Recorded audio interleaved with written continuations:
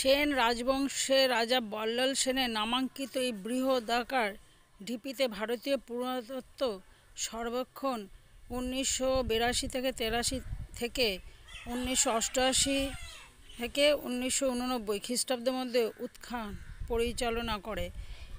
উৎখননের দ্বারা এখানে অনাবৃত হয়েছে বিস্তৃত প্রাঙ্গণের মধ্যে অবস্থিত বৃহৎ ইটের ইমারত, যার চারিদিকে ছিল উচ্চ প্রকার।